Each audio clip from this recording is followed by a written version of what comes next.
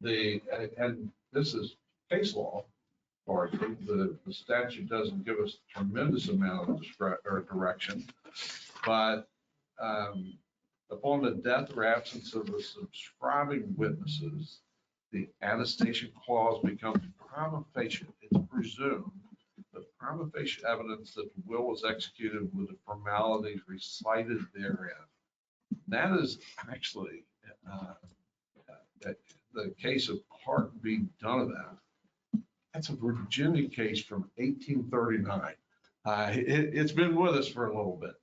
But there's a following West Virginia case that says by placing his name to the instrument, the witness in effect certifies to his knowledge of the mental capacity of the testator that the will was executed by him freely and understandingly with a full knowledge of its contents, such as the legal effect of the signature of a witness when he is dead or he is out of the jurisdiction of the court.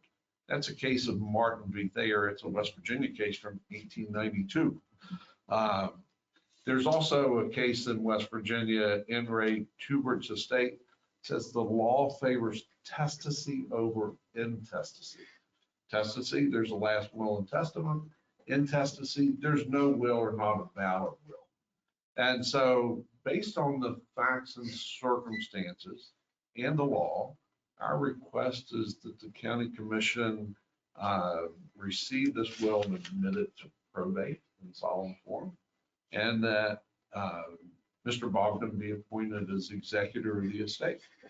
We're happy. I've given you a proffer of the evidence, and I'm happy to call Mr. Bogdan to affirm that evidence if the commission would so desire.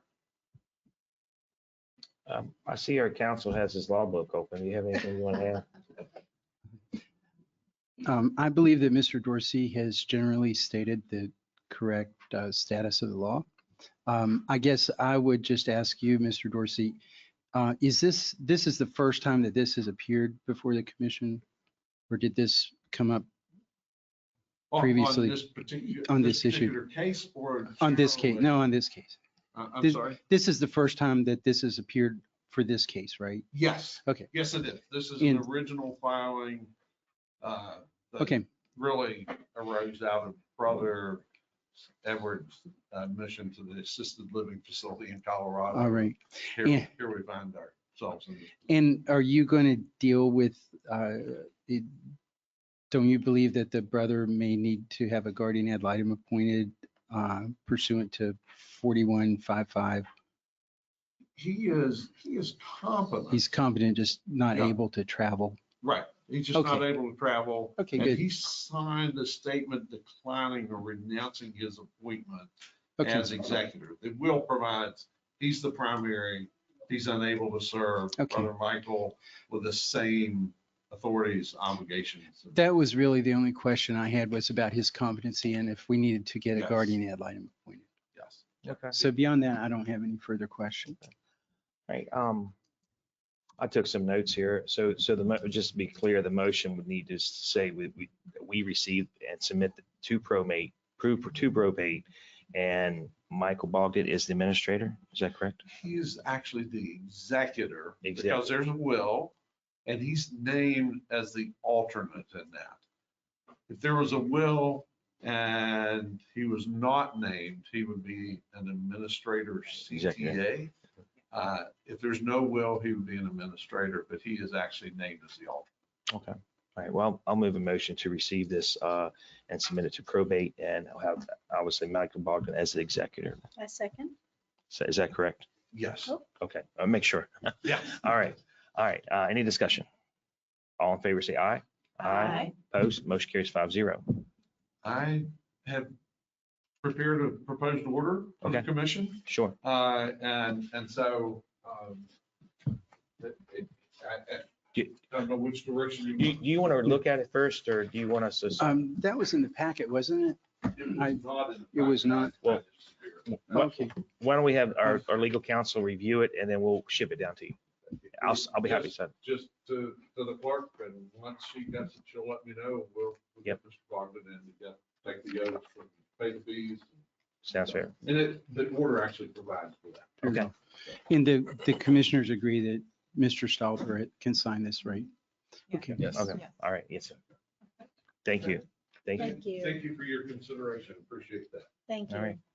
Facilitated and avoided a trip to Colorado. Right. He's gonna have to make at some point to help his brother clean out his house, but not for this purpose, fortunately. Thank you All very right, much. thank Thank you. you. All right. Come in. Yeah. If we return to open session. Second. All in favor, say aye. Aye. Opposed, motion carries 5-0. We're going to move on to agenda item number 5. Masters Angelo Roper, and I see Master Roper online, and your says right here, and I will turn the floor over to you. Yes, ma'am. So we are here just because, excuse me, I just ran over from court, so I have to catch my breath for a moment. We're here Excuse me, because- you need to be closer to the microphone. Yeah, these things only pick you up if you talk right in front of them. Can you hear me now? Yes, ma'am. Okay. All right. I was just saying that I just came over from court, so I have to catch my breath. But we are here asking what the status is of the renovations that are needed for the magistrate courthouse. As you all are aware, we get a new magistrate on January 1, 2025. There is, I believe, a couple of our commissioners have come over and inspected the magistrate court offices and the courthouse itself, and we are in desperate need of space for another magistrate assistant. I believe we're also looking at 2 more clerks, and we need a third courtroom. And we got in touch with Judge Hammer and at the time Chief Judge Redding as soon as that law passed last year. And we know that there's been a little bit of movement, but we're getting a little nervous because some walls need to be moved and some offices need to be created. So we are just here to ask what the status of these renovations are. I will probably turn this over to Eddie. If you want to, would you want to address this, or you want us to address it a little bit of it? I can, however you want to do it. Ma'am? All right, I will take care of that then. I can say what as you saw some commissioners running through your office probably a couple weeks ago, that it is something we're talking about and looking at. I can't talk a lot of details yet, what we're looking at yet, because we haven't decided on anything. So I will tell you, and we probably should have followed up with you, my apologies, but it is at the top of our list, and it's something we're looking at different angles right now and how to handle that. But as you do know, there has been a study, the space study and the needs that has been completed by, help me out, Eddie, ZM, who did that? I'm not quite sure the architect. Yeah, it was they did do a study that has been completed, and we are looking at that, and it is at the top of our list. Okay. Are you going to be sharing this space study with magistrates or? No? No, not Okay. yet, not yet. And the only other thing that Magistrate D'Angelo wanted me to raise is in case you're considering using the tax office space and considering having the magistrates come across that the hallway there to conduct business, that's not the most efficient. Our magistrate assistants are jumping up and down all the time to assist members of the public. We are also getting up and down from our desks quite frequently, as well as magistrates, and it's not safe given the rise in attacks on judges generally in this country. We don't want to have to be walking in and out in the public if, possibly being confronted by a member of the public who's frustrated with a recent ruling in a magistrate hearing. So we're just asking that you be sensitive to the safety of the people who work in our office. Understood. And would it be safe to say we would share this with you before we bring in the first hammer? Perfect. Okay. We appreciate Is that fair that. enough to maybe get some feedback before we move forward? Is that safe to say? I don't know. I think that's appropriate. Yeah. I mean, they're gonna know what actual space they need and if what we're offering It's- is enough Right. and if it's functional. If there's a wall, maybe it's where a wall shouldn't be at or a door, we would appreciate feedback because you all do work in that space. Thank you for recognizing that. Yes, ma'am. Is there anything else, Magistrate Rober, that you would like to add? No, ma'am, I believe you covered it all. Thank you. Thank you very much for your time. All right, thank you. I Mr. think President. also, sorry. Please go ahead. Yeah, I think it would behoove us to have Ms. Benitez contact maintenance just for our options. Because we know in the building they're currently in, there are some walls that cannot be moved just because it's an older building. Yes. I think that would So be we very, know what all the options are. absolutely. Okay with everybody. All right, thank you. Mr. President, I have a point of information. For those who are following along, this is not a funding request. There's a law that takes effect January 1, 2025. This is a legal requirement that the county commission is obliged to follow. And do you think we should ask the county attorney to summarize what that is? Would you mind explaining what the law that was referenced in the discussion? I can bring you a summary of that. Thank You you. want me to? That'd be helpful. Thanks. Okay. Yes, and I will reference that as well too. As you know, we're getting more judges, so we need to make more space and we're required by law to provide the space. Yes, yes. So those who didn't pick that up, I'm glad Commissioner Maggi made that very clear. And it's something we're going to do. Yes, ma'am. All right, we're going to move on to agenda item number 6, Martin Burke.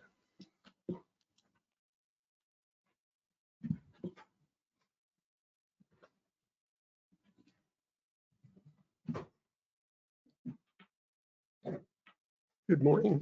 Good morning. As you all know, the county courthouse was declared a National Historic Landmark in December of 2023. And the National Park Service is offering us a free plaque about this size. So your job is to approve the additional the plaque and approve the wording of the plaque. So I assume that you have all read it, what the plaque will say. If you have not, the Jefferson County Courthouse has been designated a National Historic Landmark. This site possesses national significance in commemorating the history of the United States of America.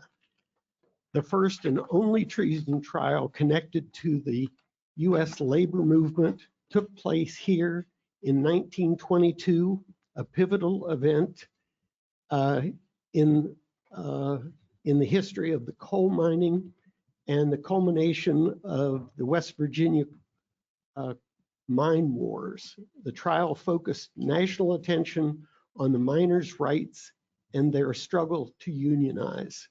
The National Park Service, United States Department of Interior designated 2023. Well, I move that we sign the letter to the National Park Service and approve the text of the plaque. Second. And I just want to make the comment that the placement hasn't been determined yet on the courthouse, but that will happen in conjunction, I assume, with us and the maintenance department and the National Park Service. Yes. If you approve this, I will reconvene the courthouse committee, which I have a number of suggestions as to the placement of this, but it's probably going to be placed to the left of the entry door. There's a precious space there, but also recommend the removal of a small plaque from the Charlestown Historic District and a new bulletin board, smaller bulletin board on the face of the courthouse. Well, more work to be done, but I just want to make that clear to the public that the placement of the plaque has not been finalized. Approving the. That's it. All right, any further discussion? All in favor, say aye. Opposed? Motion carries 5-0. Thanks, sir. Thank you. Thank you. We're going to take a quick break. I saw a lot of new faces walk into the room. Just for your reference, agenda item number 8, the public hearing for Arcadia has been canceled. They withdrew their application. So I figure that's what a lot of people are coming here for the 11 o'clock public hearing, but it has been canceled. Once we come back from break, we're going to skip over that agenda item and move to agenda item number 9 if she's here. If not, we'll move on to 10, 11, and 12, which is our planning and zoning department. And I think they just walked in. Thank you.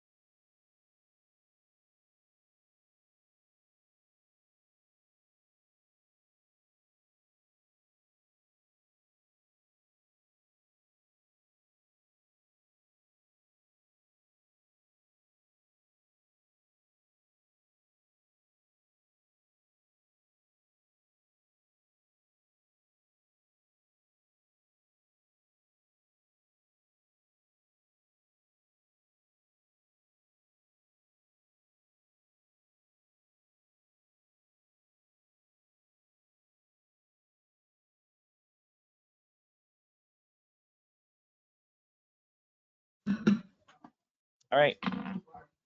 We're back in session. I think that Jane's trying to get. Oh, I'm sorry. Okay. Okay. All right. I'll make another announcement too. We're back in session. We took a quick break. I saw some new faces come in the room. Just so everybody knows, again, the public hearing at 8 o'clock, the applicant has pulled his application. We will not be having the public hearing for the rezoning for the Harvest Hill subdivision located on Flowing Springs Road. So that we'll skip over that. We're going to move on to agenda item number 9. Yes, sir. It is not happening it's not happening today. Yes, sir. And now whether it comes back or not, I don't know. That's the owner's, the property owner's decision, not ours. Yes. All right. We're going to move on to agenda item number 9. Tina Burns, Director, Resource Development, Shenandoah Community Health. Ma'am.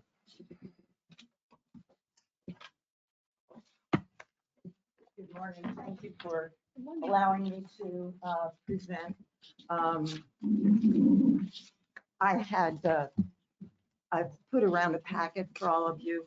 On the left-hand side is information, a little bit of information about Shenandoah Community Health and what we do. I'm appealing on the behalf of Shenandoah Community Health Foundation, which provides support for the health center. We're a federally qualified health center. We have some 275 employees with offices in a behavioral health office here in Charlestown, a WIC office in Ranson. Both of those are longstanding. Last year, we served 3,000 Jefferson County residents in one of our offices, medical or behavioral health in Charlestown or Martinsburg or in our Winchester office. Ms. Burns, I'm sorry. Would you repeat how many did you just say that have been helped in Charlestown? 3,000 of the Jefferson County residents. Yes, ma'am. Thank you. At one of our different locations. Yes. Oh, sure. Thank you. And Shenandoah Community Health served 30,000 patients last year in our offices in Berkeley Springs, Charlestown, obviously, Winchester, Martinsburg. We provide behavioral health services, including substance use treatment, also women's health services, primary care for adults and children, and oral health services. We have Healthy Smiles Oral Health Center in Martinsburg. The request that I made in the letter in December to you, which is on the right-hand side on top, was for ARPA funds. And we're requesting money for specifically the behavioral health office. We need to replace the waiting room chairs and the group room chairs because of new COVID requirements. We're not allowed to use any fabric covered equipment because of sanitizing needs. And so we asked for bariatric chairs because we have, as you're aware, an obesity epidemic in West Virginia, and other routine chairs for the waiting rooms and the substance use, in particular, group rooms. So we do at the behavioral health office in Charlestown, we do mental health services and substance use treatment. We have 6 providers that provide care out of that office and a peer recovery coach.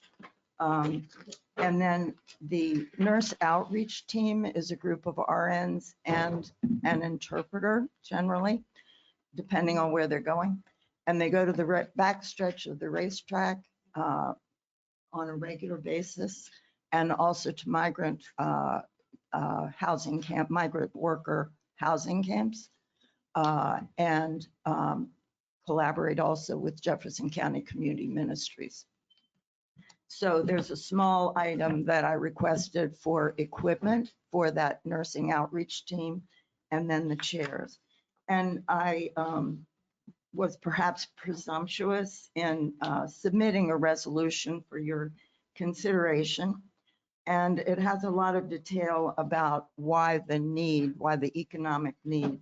So I indicated that in the behavioral health office in 2023, for all of the services, wages, benefits, rent, utilities, supplies, et cetera, we expended $734,000 to maintain that behavioral health office here in Charlestown.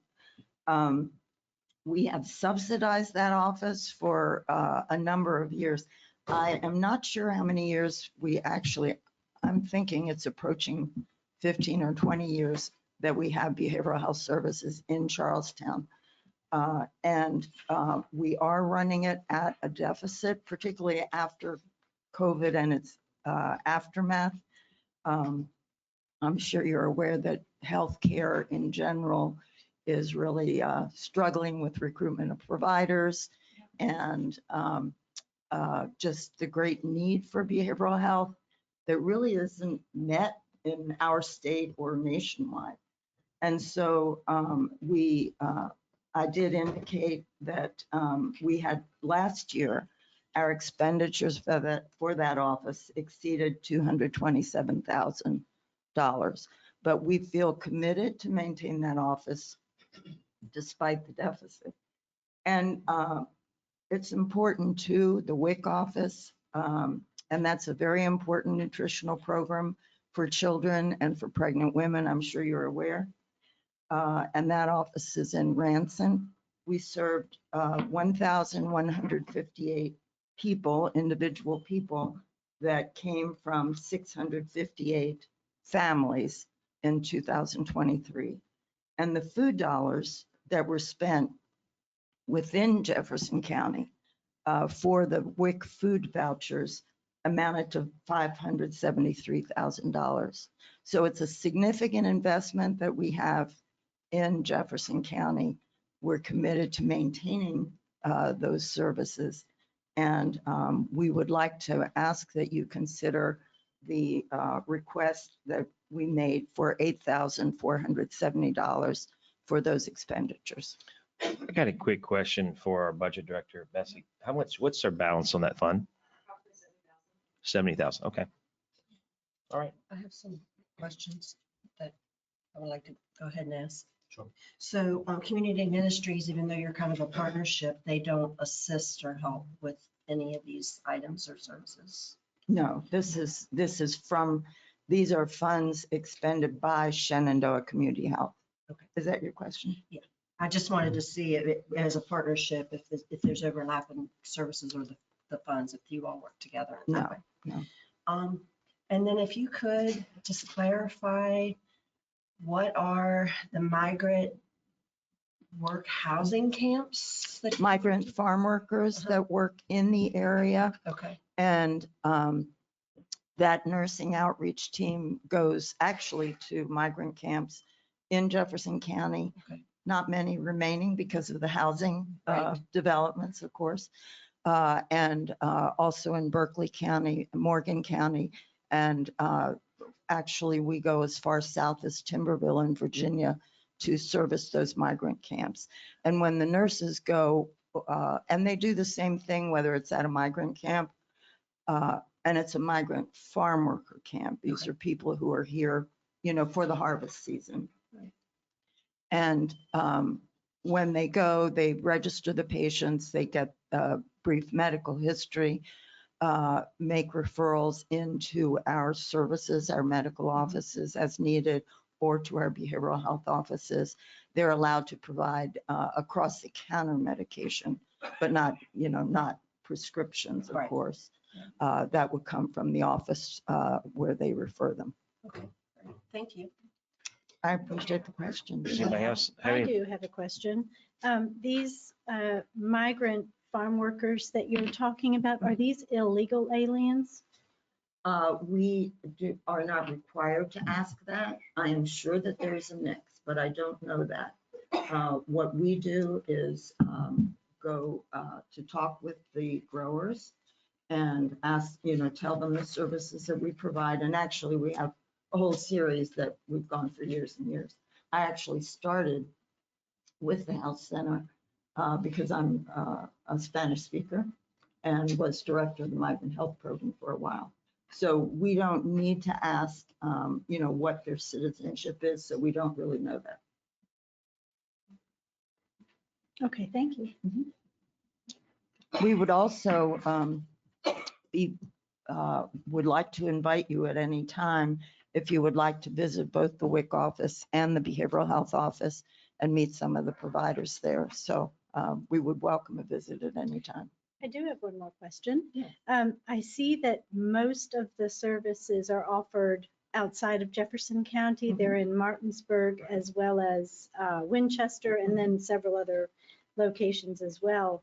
Have you talked to anybody else about getting any assistance from them, maybe in Martinsburg or in Winchester or any one of these other locations? Yes, we do. Okay. And I made this request because this was specific to the services that we provide in Jefferson County. Okay, so just so I'm clear, the money that you're asking for remains in Jefferson Yes. County?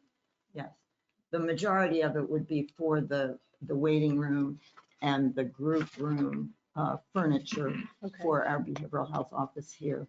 And also the small amount for equipment for the nurses that go to the back stretch of the racetrack and,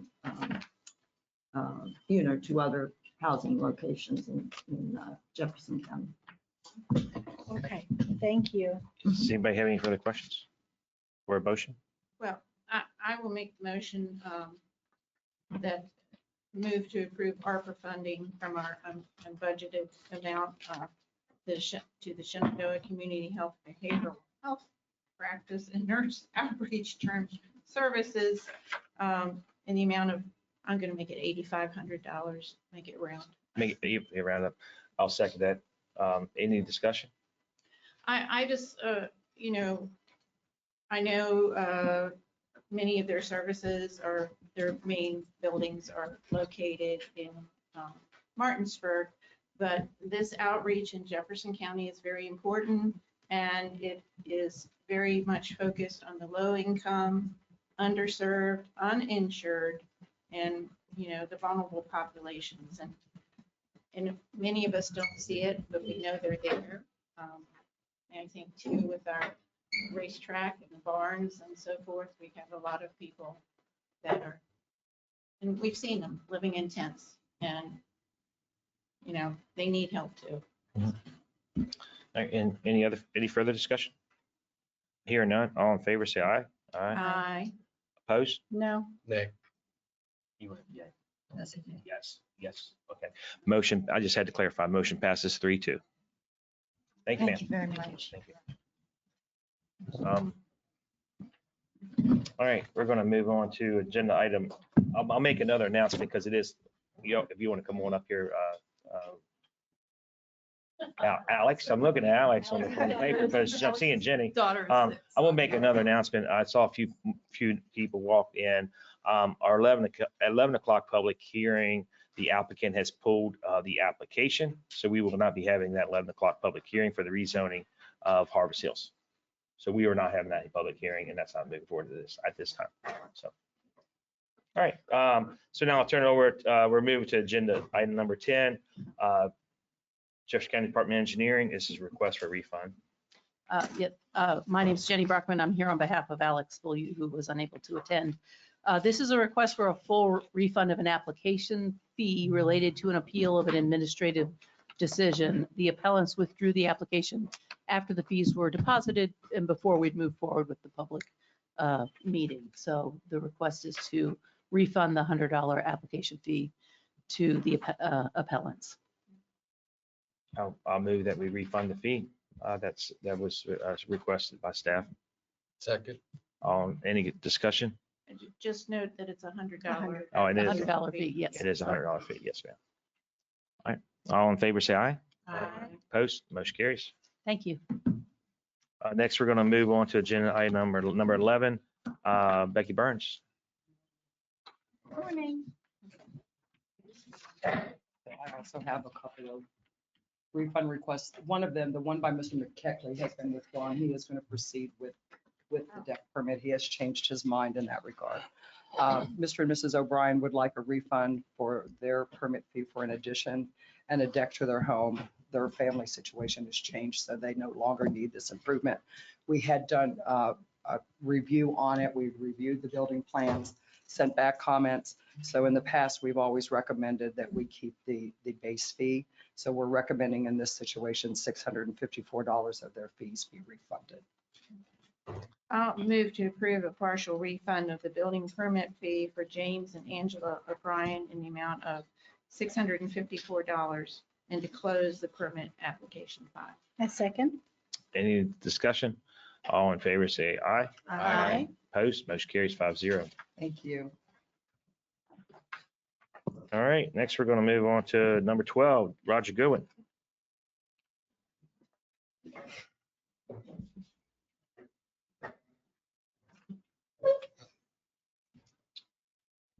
I have 4 items. First one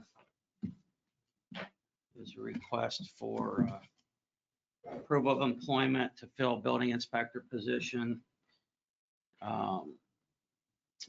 Funding is provided in the FY24 budget for the position. Under West Virginia State Code, building inspectors are required to pass exams and become certified in various aspects of the building code within 24 months. They're also required to complete continuing education on an annual basis. We're requesting approval of an offer of employment to fill the position of building inspector in the Department of Engineering, Planning and Zoning, Office of Permits and Inspections at an annual salary of $49,000. There's a motion, recommended motion. The job description was attached and the name of the person is Michael Bradley, who has decades of experience in the home construction and construction management field. Most recently, 20 years with the War Mold Company. Oh, okay. Well, good deal. I'll move to approve the employment of Michael Bradley for employment for $49,000 per year to fill a position of building inspector in the Department of Engineering, Planning and Zoning Office for permits, building permits and inspections. Second. Sorry. Second. All right. And can we have an effective date of when he Effective retires? date. He's going to have to give notice. We've been 8 months into the budget year without having the position filled. But I would say effective like March 15th at the earliest. Okay. March 15th would be the effective date. I'll add that to the motion. All in favor, any more discussion? All in favor, say aye. Aye. Opposed, motion carries 5-0. Thank you. Okay, the next one are 2 bond releases. The first one is a request for a complete release of $12,181,816 from the construction bond for DR Horton Incorporated, Stonecrest Subdivision, Section 1, Planning Commission File Number 2211 SD. The construction bond is being resecured in the full amount by 4-Star Real Estate Group Incorporated with Shore Tech Insurance Company Performance Bond Number 4468699. The project's located on the east side of Route 17, Flowing Springs Road, across from its intersection with Route 18, Daniel Road.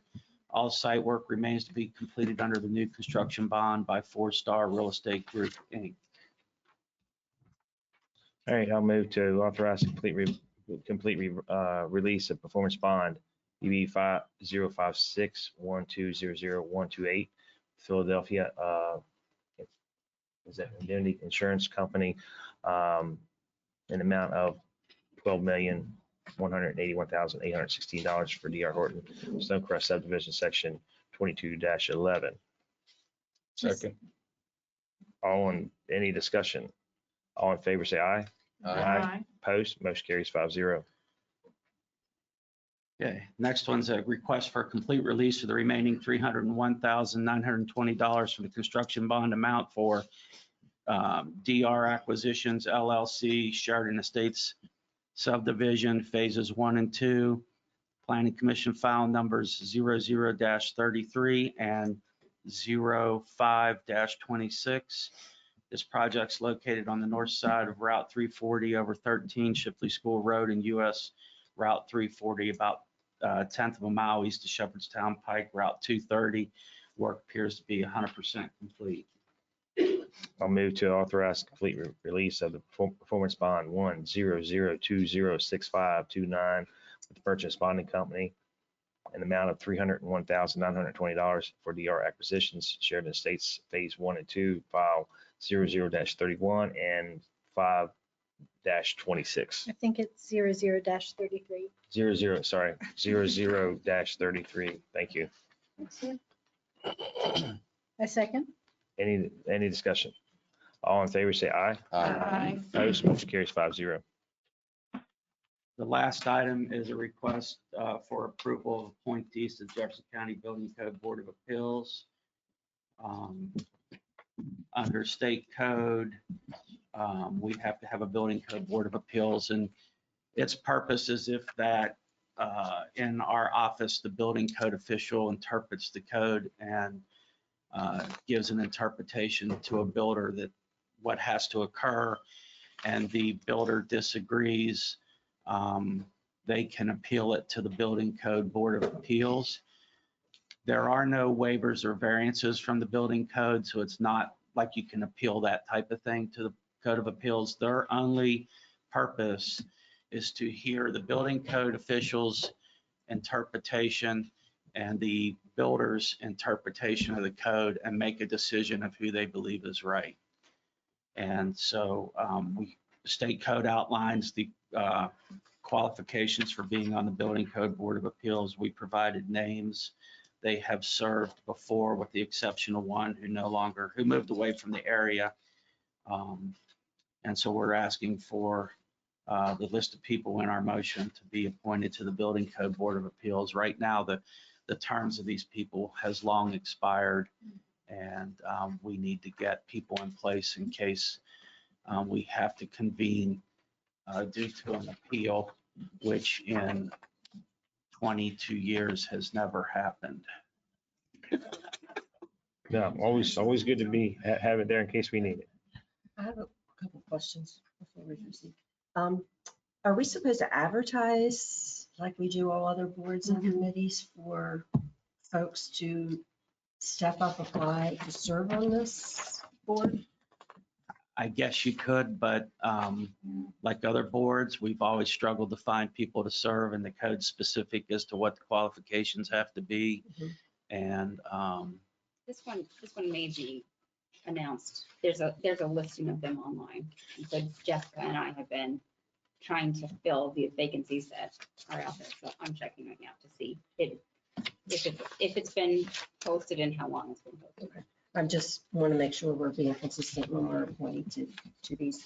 And then of the names that you've presented, do all these folks live in Jefferson County or at least live in West Virginia? Pete Kubik is in Jefferson County. I believe Tim Offit is. He works with Todd Electric. Alicia McCormick lives up in Shepherdstown. She's a structural engineer. Tim McClenahan, a Capital Builders, builds here. I'm not sure if he lives here. And then Jeff Whitaker's an architect, I believe, down the street here in Charlestown. But Tim McClenahan goes through our process, and we've worked with him, and he's served on the board before. Yeah, I've kind of reviewed the code or, the legislative rule, and it says what you have to have, an architect, engineer, electrical, piping, plumbing, mechanical, fire protection, and they have to have at least 10 years of experience. But I can't find anything that says it has to be a county resident. So I think one that of those that got left out. Right, it would just be, in my opinion, it would be one of those things that'd be important to offer, you try to get people from the county, that's, right. That would be good. I don't know who I know who one of these people one of them is. But yeah, we don't have any information about them whatsoever. And usually they come, in front of us and we ask them questions and things like that. I don't know that, well, that's all. I'm sorry. I don't mean to keep going. And I have one more question. So of the folks that are selected to serve on this, do they have contracts or do business with people that do have contracts? And I'm just trying to understand or negate any type of conflict. Yeah, that's a good question. They have done business here in Jefferson County. The way we would handle a conflict of interest is we would ask them to recuse themselves. So if it's one of their clients comes in, somebody that they've worked with that they're tied to from a business standpoint or personally, that would be a conflict, we'd ask them to recuse themselves. So what if they don't, who do they answer to in this case? Is that the county commission or the planning commission? Who holds them accountable? They're a board appointed by the county commission. They, under the building code, which is under the county commission. Okay, but the county commission haven't appointed any of these people. That's what I mean to say was it advertised? Did people put in their resumes? So, and following up with Jess, she said that we have not advertised for this board because it's never met in this time. So she didn't know about it until I was meeting with Roger. He said, okay, we need to get this board set up. So who picked these people? Where did they come from? They all served before on this board with the exception of Jeff Whitaker, who is replacing another architect who moved away from Jefferson County. We've had these people do business in our office. We know their qualifications and they meet the requirements under the state code to serve. Okay. Well, I mean, the state code is so specific for these boards. We're not pulling from a pool of residents of 58,000 people like we have in the community. I think it's the state code says you must have an architect. I bet we don't have three architects in the whole county, maybe. Yeah. I think my point is that we are transparent and that we put that out there. There's no saying that they still couldn't do it. But the idea is that the people should see it, the people should be aware of it, and maybe we do have architects in the county who would be interested. We don't know that. Mm-hmm. And that's my point is this should have been advertised, and I don't think it's correct or fair that we handpick people, and that's not to say that they still couldn't end up on it to serve. My point is it should be out there and it should be, advertised appropriately, and they come to us, and we choose like we do every other board. Would you have any problem advertising this and bringing it back on the April meeting? Is that okay? I agree with transparency and providing people with equal opportunity to Right. apply and express interest. Okay. All right. So we'll advertise this and bring it back on the April. April Well, 4th. when we get April some 4th. applicants, how about that? I'm sorry. Once we get some applicants, we'll advertise, but we can't really set a date yet until Yeah. we get somebody to apply. Okay. Well, we know that at least these people will apply. Yeah. That's my assumption. Yeah. But They yeah, probably felt like that was a pretty good, safe board to sit on if they hadn't met 22 years, right? They met one time under the code to elect officers Okay. and adopt their bylaws. That's the Okay. time that they've met. All right. that's fair, but we still do have to treat it as every other board, and it should be done properly. And so we're looking to have applications in the week before the meeting. That'd be fine. All right. I think everybody agree? Yeah. All right. Everybody agrees. There you go. Thank you, sir. And I'm sorry, just for clarification, before which meeting, April? April 4th. April 4th? Sure. And we're going to move on to Luke after I sign these documents here.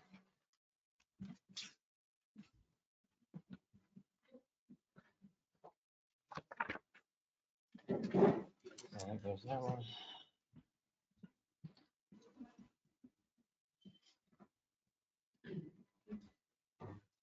right, ma'am. Thank you. Yes, ma'am. All right, we're moving on to agenda item number 13, Luke Siegfried, Jefferson County Planning. All right, thank you. I've got 2 items today. So the first off is our quarterly report for the comprehensive plan update. Not gonna lie, due to some inclement weather, we only met twice for a work session. So this was not our most productive time, but that's really us just gearing up because we are heading into a lot. We've been working on the future land use map. If you're not familiar, that's essentially updating the map behind Commissioner tab right there. So what that is looking like was we've introduced some new classifications to basically have a more focused result that closer matches our zoning districts we currently have. That's been one of our biggest steps, as well as there's been a lot of information gathering going on and a lot of, say, prep, because in this time we've also had our Mapping the Future of Jefferson County's public input meeting. I've got a summary in the packet if you guys would like to review it. You can also look over the entire report. We had 112 comments in total following this public input meeting, and the summary here, just a few points I wanted to bring up. We got quite a few from specifically municipality relevant comments. So in particular in Charlestown and Ranson, there's a lot of people pointing out certain pocket annexations you can see on our map that are county unincorporated properties that are surrounded by municipality. And the suggestions there is to, of course, this is all prompted by the municipalities and the owners of those properties to start rolling those in. We also had, and this was very interesting to me at least, is an interest in developing Shepherdstown waterfront and those opportunities. But all those comments, as well as transportation safety ones, which we'll get to in a second, we've actually sent out to those 3, Ranson, Charlestown, and Shepherdstown, so that their mayors and their staff can look over those comments as well. So it seemed like a great opportunity for us to share some information. Now, I've also broken down, and these are just unincorporated specifically, into our county land use comments, where we focus, and of course, there's always been, as it came up today, interest in the water in Jefferson County, both the quality and the safety. Of course, we've heard about the forever chemicals, the PFSAs, and then the quantity, because as development pressures come in, we got a lot of comments related to that, as well as traffic concerns, congestion on our roads, and the infrastructure in general. Those are made in both specific comments and in general comments, and all those can also be found on this larger report. But I wanted to bring those up as some of our major focuses, and I've said this, I think, every time we had a public input as well, is concerns about open space and preserving parts of Jefferson County for those open space and the rural uses. Transportation, this is a lot more spot focused. Following our transportation summit that was last year, we've made that map, our highway problem areas map, which has been a major tool for us, and we've been obviously building that. So HEPMO, DOH can all use this as a great reference point, is to focus on what we see as major problems within the county. So these are just a few departures, but a lot of those cycle back into that same map that's already been issues. 340, of course, being a very dangerous spot. There's, of course, railroad crossings and gradings that can be a bit dangerous, and other areas where traffic circles would be great to have introduced. And the biggest thing that I saw, I think that was outside of other normal comments, was a very large concern in making sure that students can get to and from school safely on either pathways or bikeways and such. Obviously, that is very difficult for us to do, but I wanted to bring that up as a major concern. And finally, we had a few great suggestions for bike pedestrian paths, and I've listed those down below. And well, those are all different, how viable they are for the county, but I wanted to mention those as well. What we are heading into is, and I'll get to this for the second item as well, is Planning Commission is going to be drafting their action items. These are the recommendations, the text amendments, the policies that the county wants to be moving forward in terms of their land developments. So that is what we are looking over for the next 3 months, and we are looking to be presenting a draft or proposed copy of those at our final input meeting in May. We haven't picked the date yet. Planning Commission is next week, and we're hoping to seal out on the date then. But that will be looking over all the action items that we currently have proposed. At that meeting, we'll also be taking any other suggestions from the public, the things that we might have missed, and then looking over our final draft of the future land use map. Our stupendous GIS team is hard at work on that right now. I think they're literally putting on some of the final touches for the upcoming Planning Commission meeting. So we will have some drafts of that coming out very soon. That's going to be a lot of review. There's a lot of checking and double checking and conversations back and forth because there's a lot that goes into that map. That is everything I wanted to touch on specifically in terms of the reports. Is there any questions I could answer right now? Yes. Could you briefly touch on how you've been able to receive input from the public electronically, virtually, online, et cetera? Sure. We've got a few different ways, so that's a little bit complicated. Your baseline is our input meetings. So at input meetings, we've generally had different topics and focuses where we will take comments and answer questions. Some of them are written, quite a few of them are verbal, which is why it's so important for staff to be there and planning commission members who have heard these comments firsthand.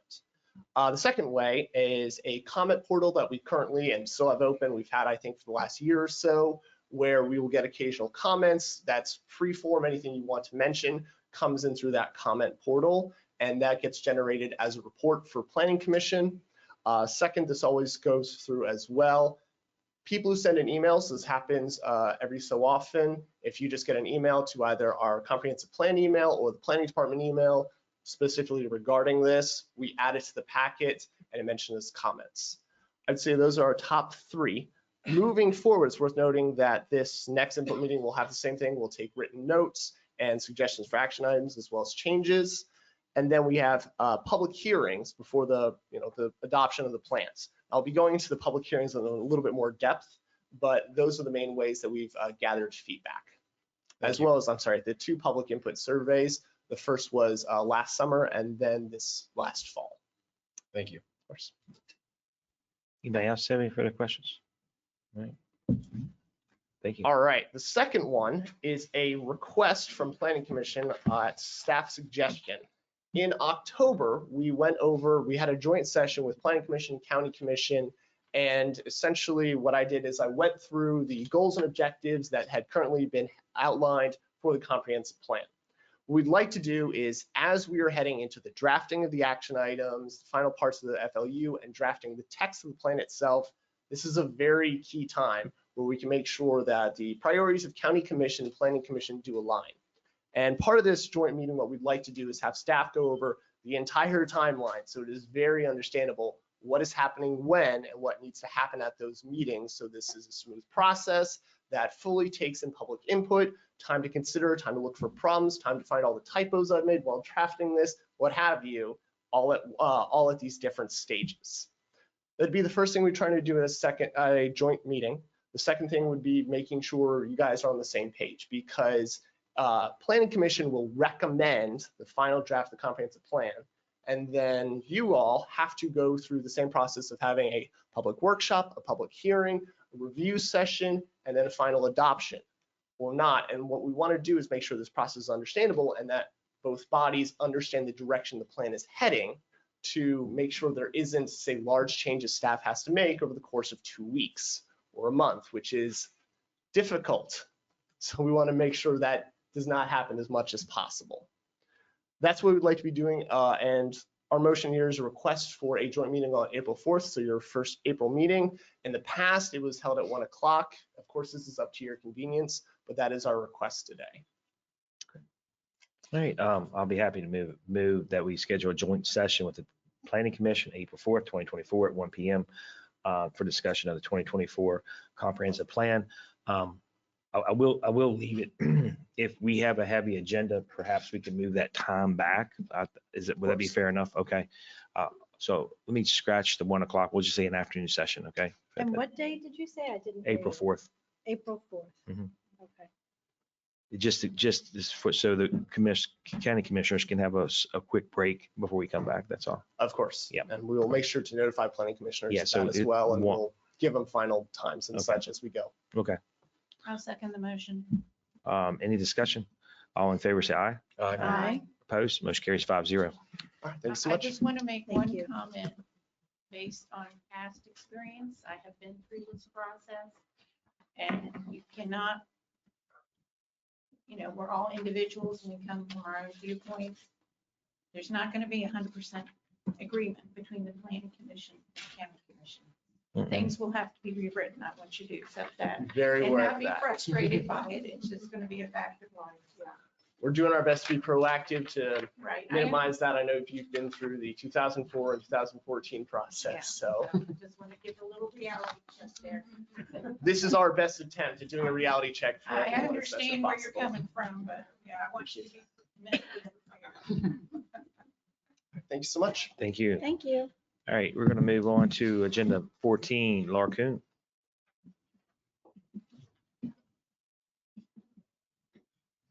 Hello.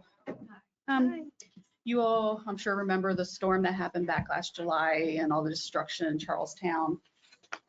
We got off pretty lucky, but we did have a tree come down, take out wires on the building that's directly behind the Mason, or not the Mason building, the Hunter House. Pulled brick wire down, so we lost electricity to that building. And because of damage to the brick, we couldn't reconnect it to the building in the same way that it had been connected. So it took quite a while to coordinate between our electrician and PE, but we finally got a pole planted and a new electrical box.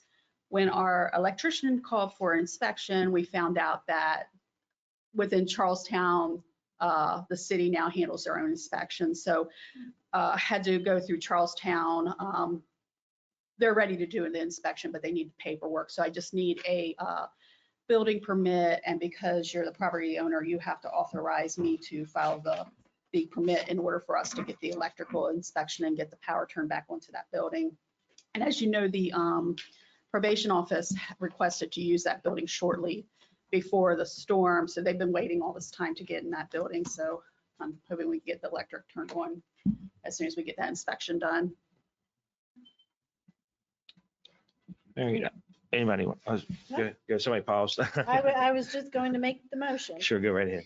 I move to approve the president's signature on the permit application in order for the city of Charlestown to perform an electrical inspection on the new pole and electrical box on North Samuel Street. Second. It's been moved and seconded by Pasha. Any discussion? All in favor, say aye. Aye. Opposed, motion carries 5-0. Can I go ahead and get you? Sure, absolutely. All right.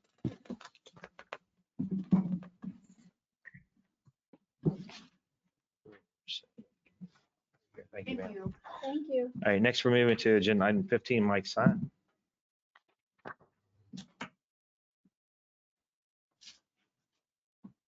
Thank you. Thanks, sir. Thank you.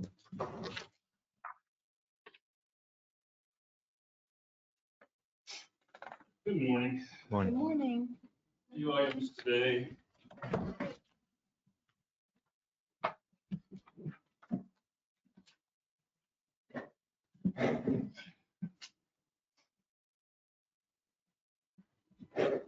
Looks like first item is the employee status change and request reference to medical leave hours.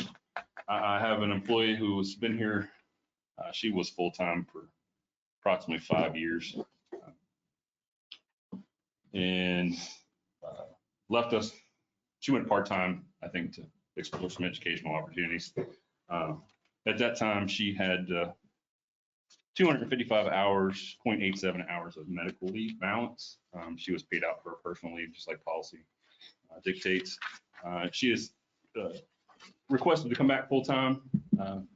It's been approximately, I think, 8 months since she left, so less than a year.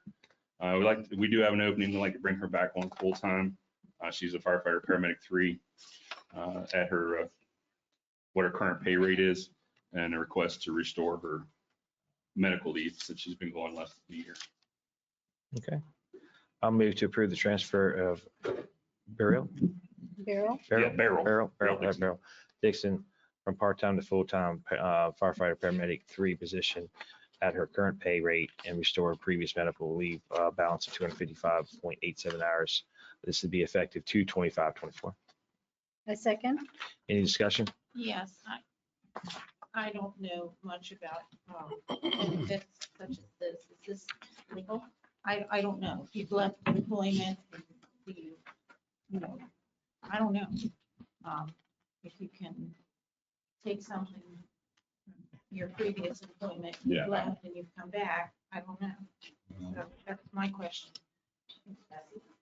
can tell you they have done it historically in the past, when we returned here to Jefferson County.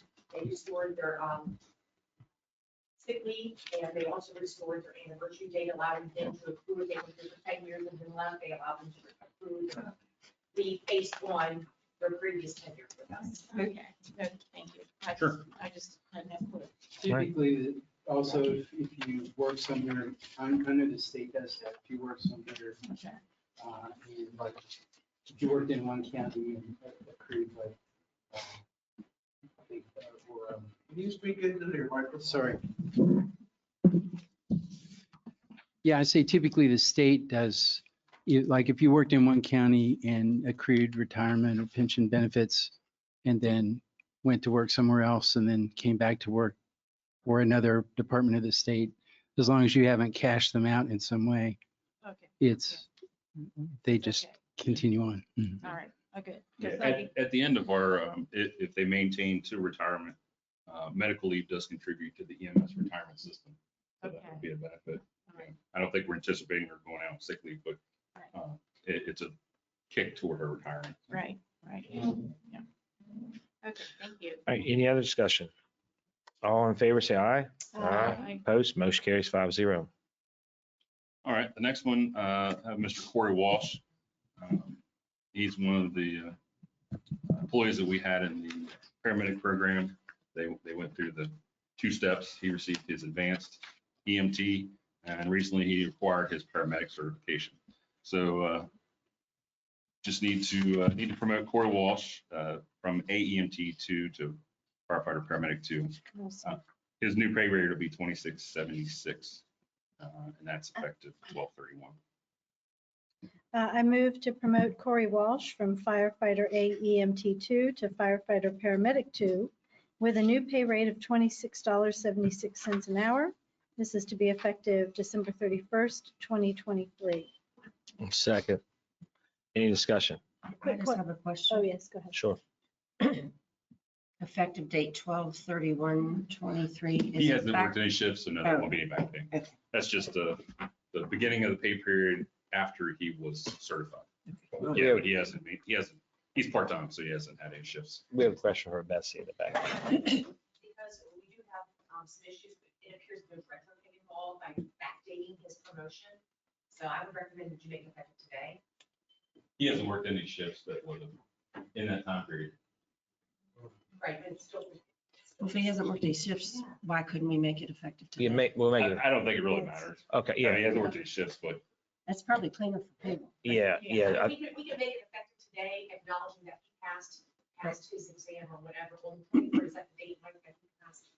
that's the beginning of the pay period after his certification was acquired. So that's usually how we work it. Okay. All right, very well. All right, should I try that again? Sure. Okay, I move to promote Corey Walsh from firefighter AEMT 2 to firefighter paramedic 2 with a new pay rate of $26.76 an hour. This is to be effective March 7th, 24 today. Second.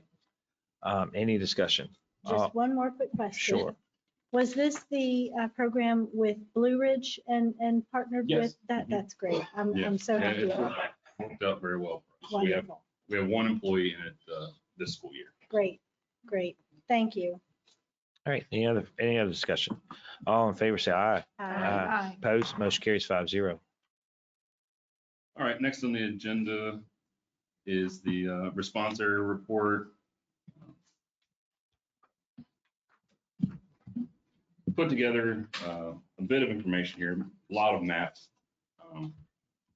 The first page is really just a summary of how we've gotten to where we are, beginning with the Fitch study and the commission employing the Fitch study. Their recommendations, the EMS transition, what units we acquired, and the model that we went after with 6 staffed units from 4 locations. That was based on, that model was based on some accreditation benchmarking their national standards, the information that Fitch provided, and then looking at our own resources and our budget, and then available locations to see what would work. best for the initial start. Just a layout of where units actually are placed in each station. We have 5 24-hour staffed ALS units and 1 12-hour staffed BLS unit. Several of the volunteer departments did convert their ambulance transport licenses to rapid response, so they do still assist with the EMS responses in their territories. It's a big help, especially in the area of like Middleway, who does not have an ambulance in their station currently. Gets them to the scene quicker, gets a first responder there within a quicker time. Page here, the next page, the accreditation benchmarking, that's a reference from the Fitch study. Provided benchmarks based on your type of community makeup, metropolitan, urban, suburban, and rural, with the factors that they lay out here. Population and density, we're in the rural, which really looks at 10 minutes response time for your initial responders to get there. Of course, that not only travel time, that includes the 911 call and the time for the employees to respond. So next is just a summary of the following reference pages. I've included what is now our EMS zone map. That's based on the current locations, the quickest route area that they cover, where ambulances are staffed at this time. We have 4 stations, and you can see some of the areas are pretty large. I've included what was originally the EMS and fire territory map. At the next page, that continues to be the fire box area. That's an agreed upon map of the 7 chiefs that lays out their territories for their fire responses. I include that because on the next page, you'll see the call volumes for 2023. I have the weekly numbers by firebox and EMS zone, so we can kind of see which ambulance stations are responding where and where do they actually fall in the fire departments, especially in particular the stations that do not have staffing. So I continue to model that both directions. I have the weekly averages at the bottom, so we know the volume of each station, each district, where the calls are currently being handled. The following page is a density map. I have to thank the GIS. They've spent a good amount of time making new maps for me. This incorporates all the call data for 2023 for EMS. As you can see, the bright areas are the highest volume and concentration of calls. So the 2 municipal areas, Shepherdstown and then Charlestown Ranson, obviously is the huge one. It's where we have the most growth. That's where we have the most units placed.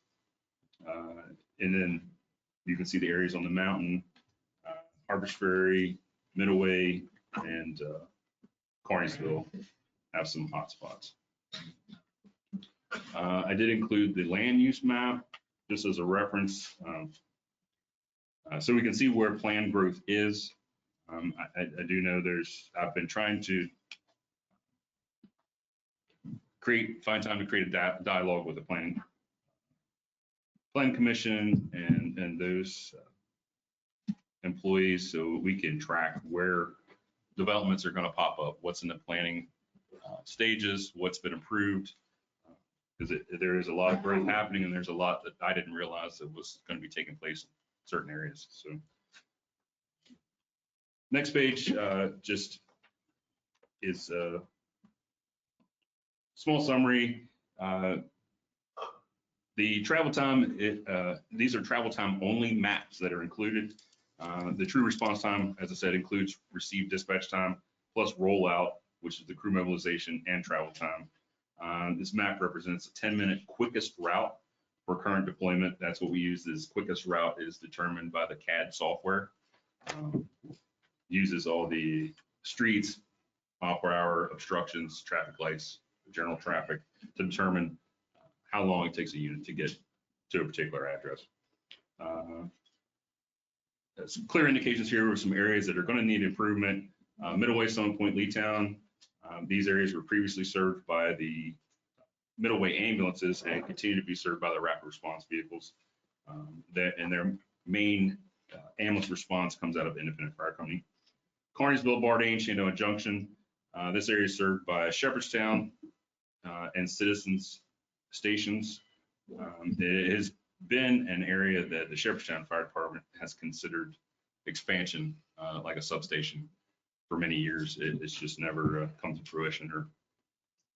So Blue Ridge Mountain, this was of course previously served by Blue Ridge Mountain Fire Company, and is now covered by the ambulances out of Citizens and the ambulance out of the Friendship Station.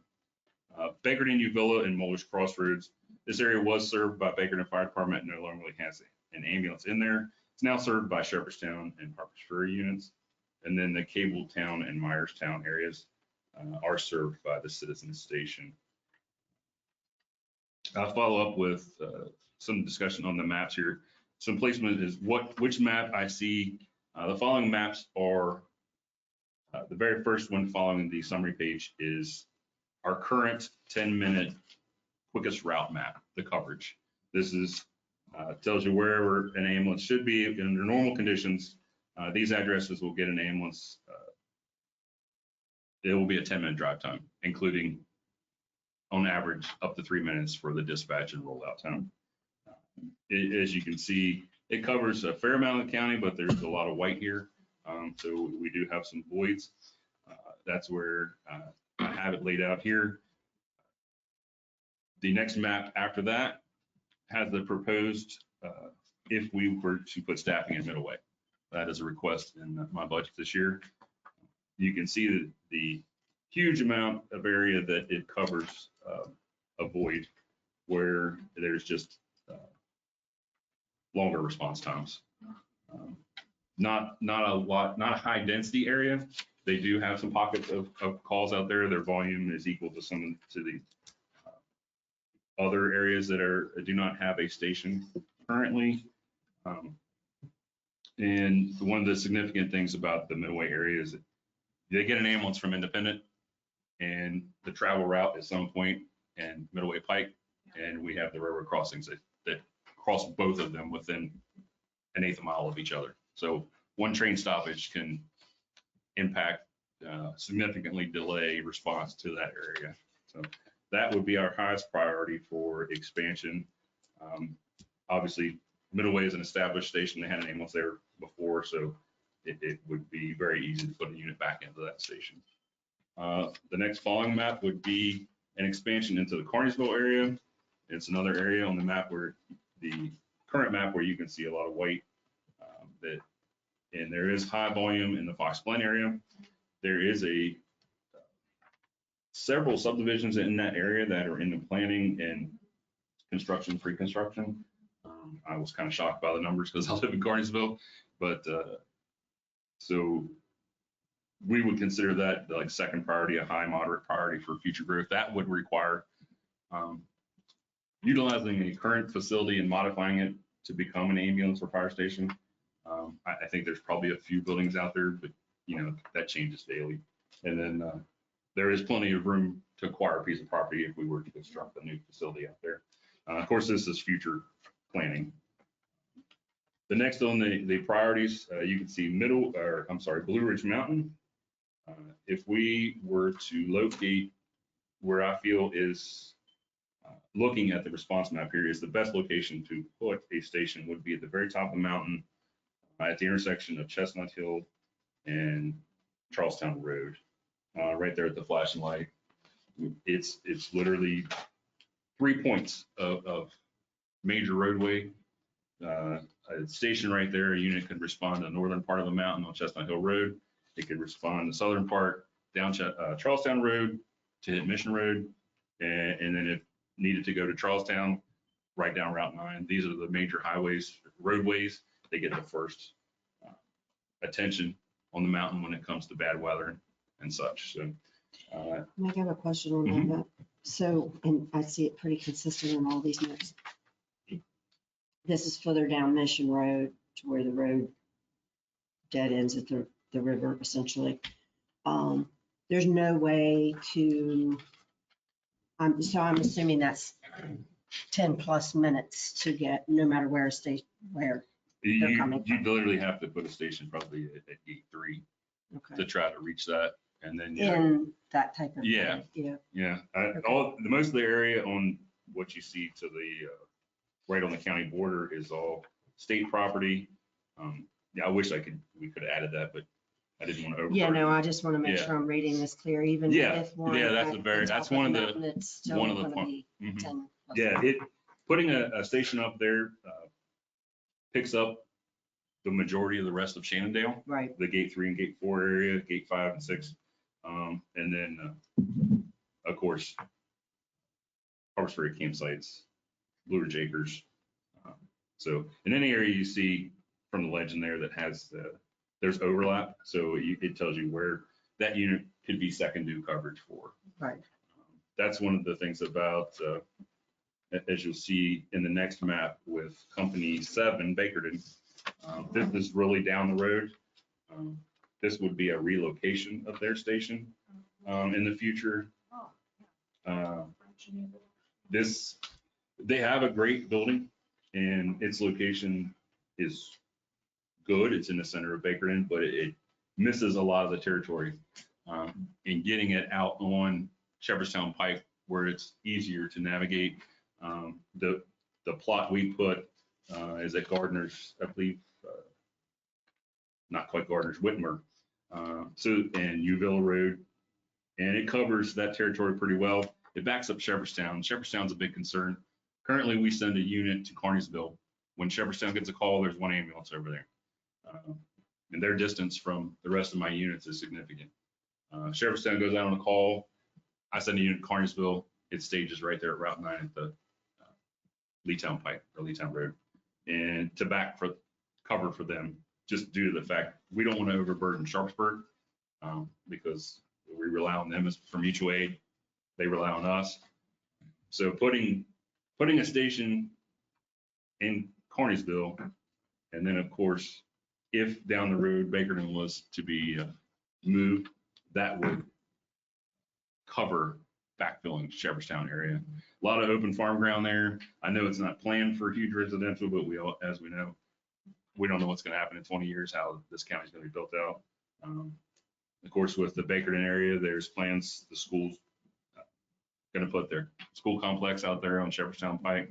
So that's another concern because it will be on the opposite side of Shepherdstown from the fire station. So those are the big highlights. Cabletown and Myerstown. I didn't provide a map for that. That area, you can see at the southern part of the map on the Charleston side of the river, is very much a lot of farmland. There are a few pockets of some small subdivisions out there. It will be one of those. Right now, there's plans for a lot of solar farms. I don't know if that'll come to fruition, but I imagine at some point it'll either be residential or solar. Am I missing a map, or are you looking at the one that says the last one in our package? I'm just looking at the last one. I didn't include, okay. Yeah, you can just see the white area at the Yes, sir. southern part. Yeah. Okay, gotcha. I didn't propose one there because until we see down the road, this would be way down like Mhm. last. Okay. How growth plays out in that area Mhm. where a potential station could go. But of course, I mean, we're talking about significant funding. You know, if we had Cruise to Middle Way, that's 8 individuals. If we build a station in Carneysville, that's another 8. Back on the mountain is another 8, because if we pull stations from Charlestown, you can see the heat map, we're moving them away, and these units are going to constantly be running to backfill for Charlestown, which more fuel, more maintenance on trucks. So yeah, we're really talking about big budget down the road. So kind of hard to anticipate that, but that really lays out, I think, the areas of concern now, and we can see where we need to go with priorities. Thank you. Funding, of course, is always the issue. Thank you. I appreciate this. Yeah. This is a helpful booklet. Does anybody have any questions for Director Stein? Yeah, it's very interesting to see it on a map. I mean, it does help me. Yeah. Understand it. Appreciate it. Yep. Yes, thank you. Thank you. This is great work. And I'll get a copy to the writer for the. Okay. No, President. I'm concerned about ambulance response in underserved areas. This should be a county budget priority.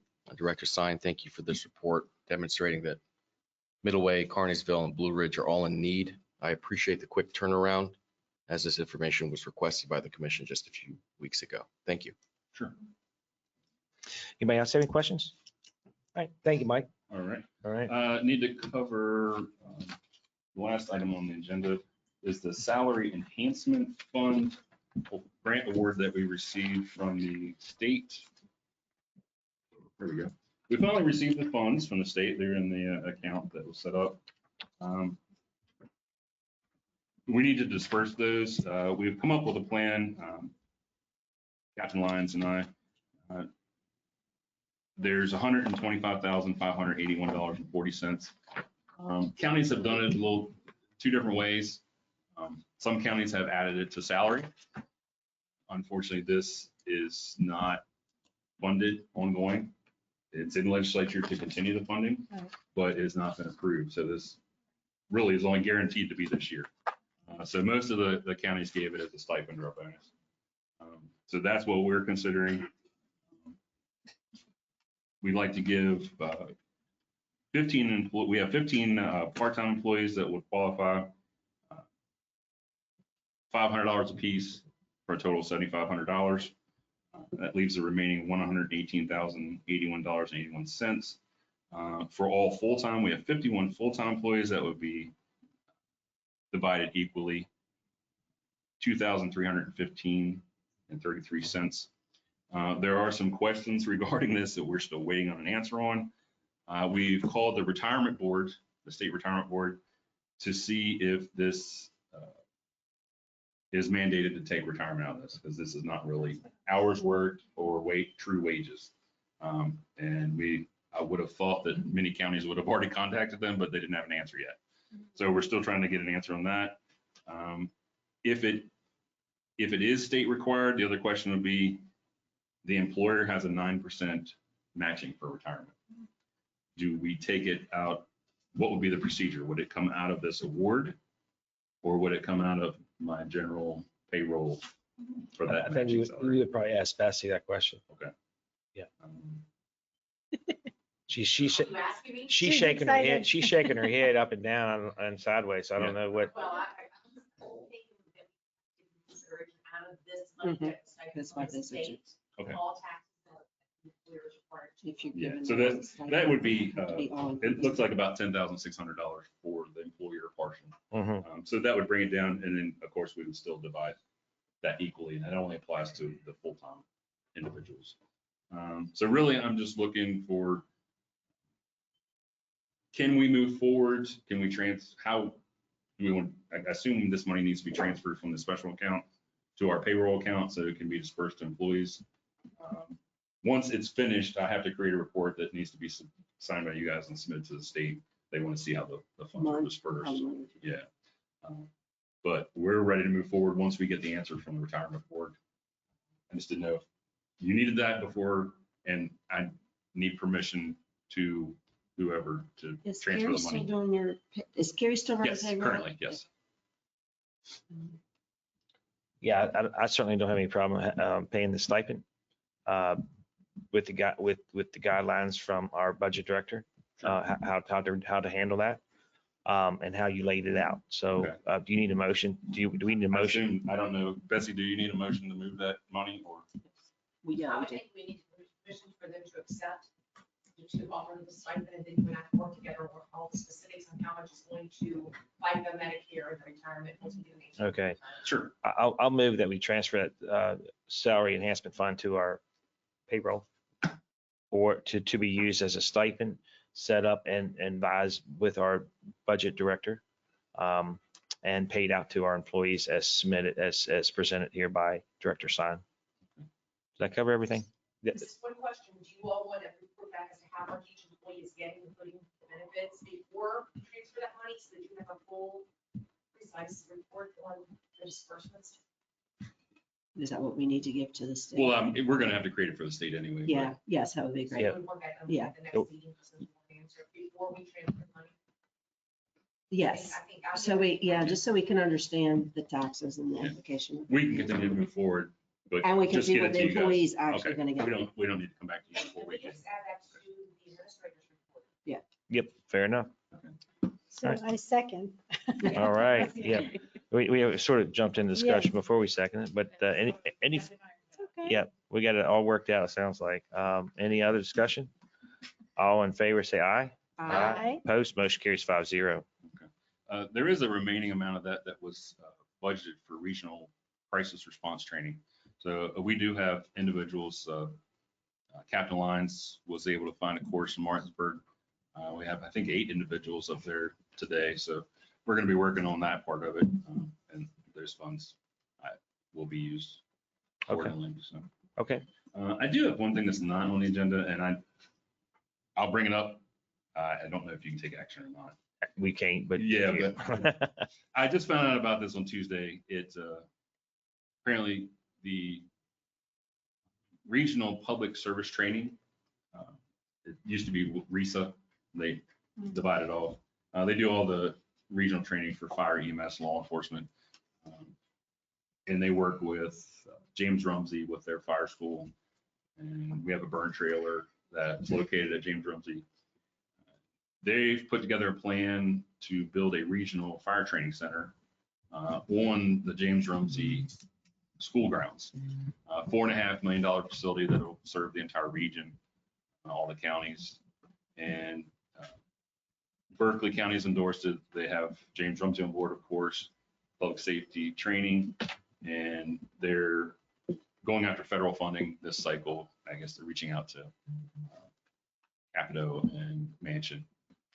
And they were getting endorsement letters, but I just found out about it Tuesday, so I couldn't get it on the agenda in time. So I don't know that, can you guys endorse a letter if it's not on the agenda? Unfortunately, no. Okay. We have And a just- copy of it. So they brought it over to me, so I have them, but they're, at least right now, Mansion has only announced they're called CDSs, Congressionally Directed Spending Request Forms. It's due March 19th. Capito's office, as of last night, still had not released their form. So they're not going to be done by the 18th of March. So Okay. we can Yeah. put it on the next agenda, at least for Mansion's office, Sure. Capito's office. And it can go late for Mansion's office. Yeah, the deadline that they were given was this Friday or something originally, so, but sounds like you've got an update for that. Well, it's maybe like internally, that's what they Could had. be, okay. But the office, it's the 18th. Yeah, they said that's just, when he told me Jefferson's one of the big leading holes in their plan there, they didn't get an endorsement from us. So I'm not sure how all that transpired, but if we can correct that, would be great. Well, yeah, we'll get it on the next, Okay. next agenda. If you need it sooner, we have a budget meeting next Thursday. We could put on that budget, put it on that meeting just to take care of it then too, if you want. Or not. I'm getting that look, no, okay. I thought in my head. You're probably getting that look from the back of the room as well. Yeah, I'm, okay, never, just scratch what I just said, okay? All right, all right. Everything. All right, thank you. Thank you. All right, we're going to move on to agenda item number 16. Nathan, does any open or closed, Nathan? I do have a couple of things for you. First, I do have a couple of things for the commission. First, this is not on the agenda. It's just a report back from some prior business. Since our last meeting, I did receive an email from the basically the State Ethics Committee.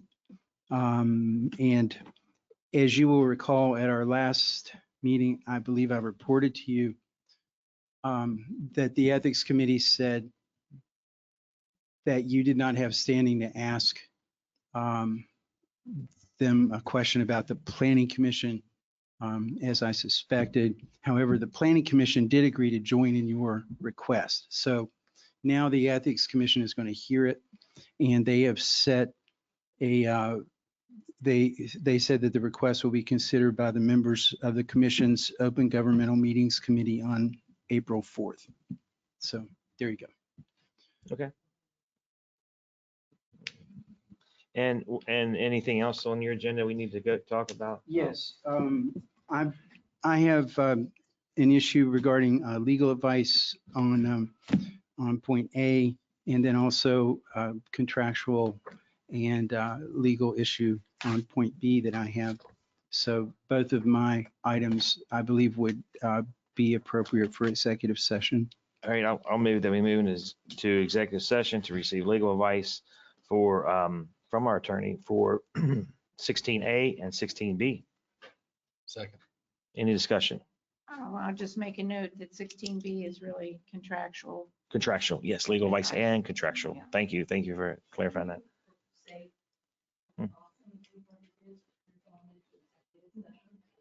No, ma'am, just for contractual, issues and legal advice, I guess. In the agenda, It, That's any, what we're figuring out. in the agenda, it says did you look at, I'm sorry. It says discussion of minor boundary issue between Jefferson and Berkeley County is A. And B is consider matters involving or affecting the construction, planning, purchase, sale, or lease of property, pardon me. I'm sorry? I Set out since you're going into executive session, but I think it's appropriate to say approximately what we do. well, I certainly do agree with you there. all right. Do we have a second? Did we have a second on that? Before you go into executive section, can I say something? No, sir, no, sir, you cannot say anything. I'm seconding the motion that's on the floor. And all right, we have a second. All in favor, say aye. Aye. Opposed, motion carries 5-0. So we're not open for public comment, sir. I'm sorry.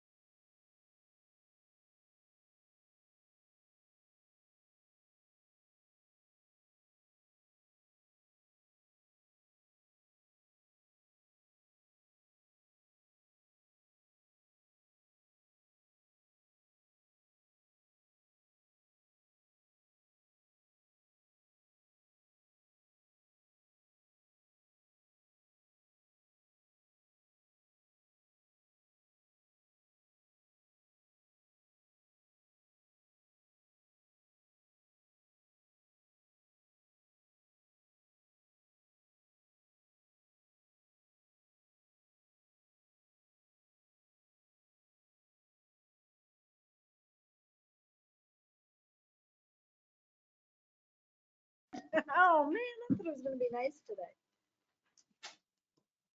All right, I move that we come out of the executive session. Second.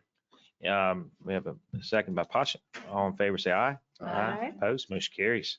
We're going to move on to agenda item number 17, approval to advertise Director of Farmland Protection. Commissioner Tab. The board wants to move forward and advertise for this position.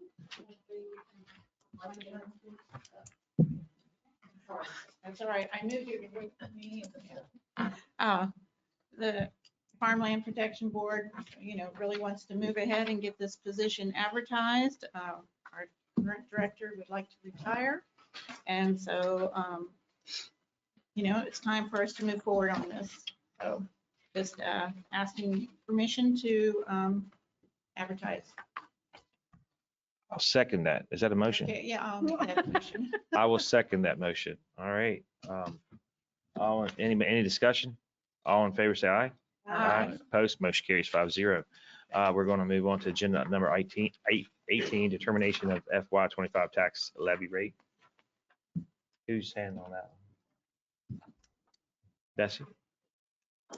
There you go.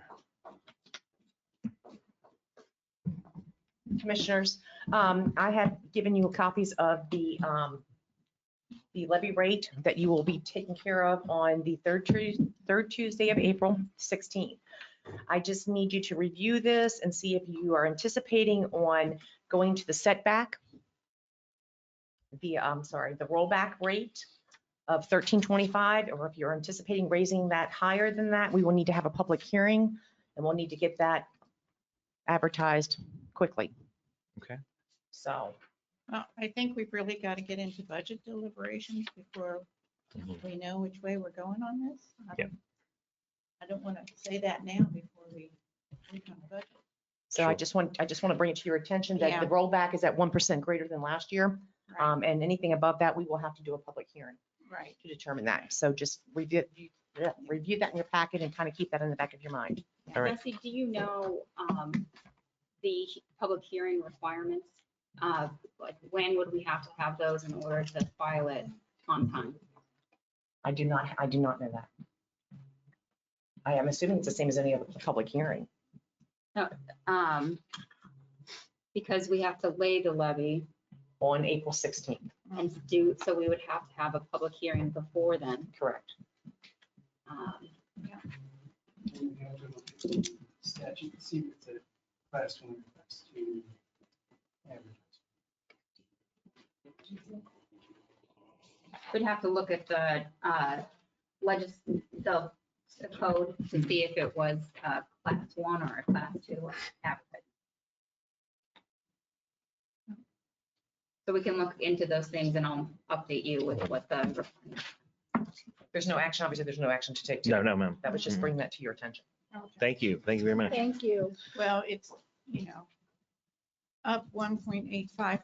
So it's, we've got, the property values have increased. Let's put it that way.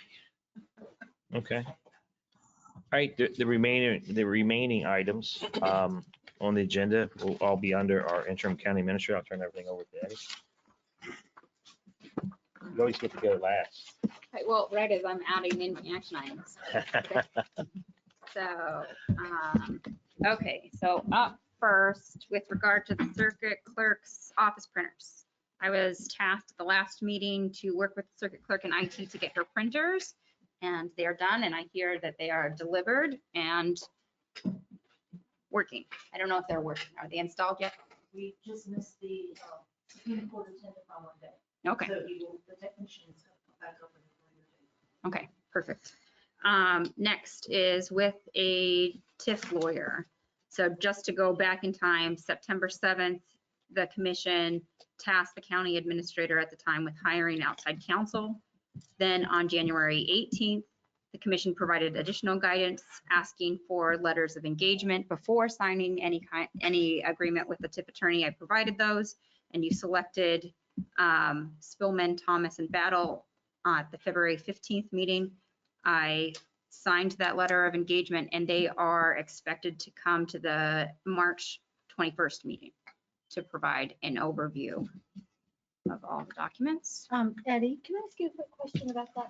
Absolutely. If you recall, weeks ago when we were discussing this, I had information from a resident who called to talk to me about there's I guess would it be a lawsuit, a current lawsuit regarding? So, and just to regarding give this? the commissioners and Thank public you. more information, this was outside of a meeting. So this is, Yes, I'm Commissioner sorry Kraus about called me Yeah. and said that she was worried that there was a pending lawsuit. And I looked it up and there was a lawsuit dismissed in March of 2023.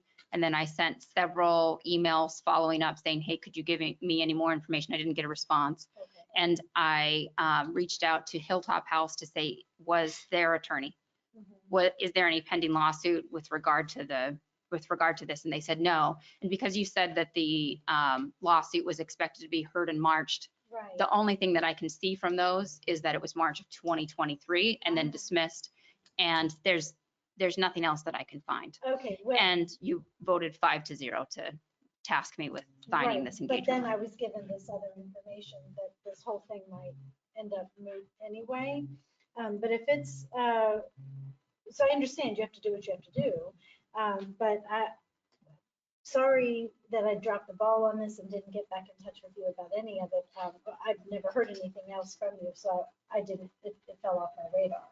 But I suppose, well, I don't know, I suppose I can go back and get some more information. And I do apologize that I did not make that a thing for it. I didn't email everybody. I should have done that, but if I have more information, I will send it to everybody. And I'll reach out to IT because it was several times I followed up. So if you didn't get my email, I'll try to You figure were out. saying you followed up with me and you didn't hear back. Correct. Oh, no, ma'am, I didn't receive anything from you. Okay, I'll follow up with IT to figure out I what know that's that not there being has been an issue where they keep trying to send things to my incorrect email address. So that's, it's jcckraus@gmail.com. And if you could just triple check that, that would be great. I'm sorry, I thought you were saying you didn't hear back from somebody else. I didn't know you were saying that was about me. I certainly don't ignore my emails. So if you don't hear back, it didn't go to the right place. Perfect. So then on to the next one is the opioid settlement plan. You made motions on February 1st and February 15th to move the opioid settlement funds into a CDAR account. And that has been moved. I confirmed that it's now in that CDAR account and the funds will be available September 1st. Then the commission tasked me with working to set up a opioid workshop with, we were looking to figure out what the opioid crisis was in Jefferson County, understand how the settlement funds can be used, and then also receive constituent input on how the funds should be dispersed. So I've contacted our attorney, the health department, the prosecutor's office, the sheriff's office, and the municipalities. All are good with a April 15th public hearing. It was also requested by Commissioner Kraus that it be in the evening.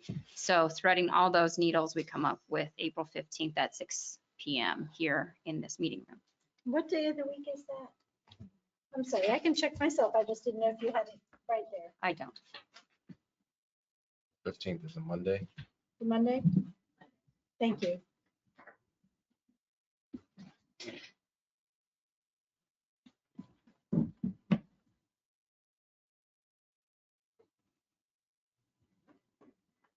If you'd like to move forward with a motion to that effect, that would be great, and I'll send out the public notification of that meeting. I'll make a motion to host a public hearing on the opiate crisis and use of the opiate settlement funds on April 15th, 2024 at 6 p.m. here in the commission meeting room. A second. Any discussion? All in favor, say aye. Aye. Anybody opposed? Motion carries 5-0. All right, next is a motion to approve the budget date. So this is first for the budget deliberations. I initially had recommended the 12th, 14th, and 19th. The 14th and 19th are the only two dates that we can find all commissioners available. So I recommend moving forward with budget workshops on March 14th and 19th. And then that would be for the budget workshops, and the 19th at 6 PM for a community forum. Yeah, I'm not available during the day on the 19th. Neither am I. And I've had that, thought we had voted on publicizing the date to be the 12th and the 14th. We did that at our last meeting, if I'm not mistaken. So I've been, go back in here, but I've been just trying to do the dates in between the meetings because having you vote on just the dates in between the meetings. So I'm not clear what's happening. I thought that we had settled on the 12th and the 14th. And that's what we let the public know.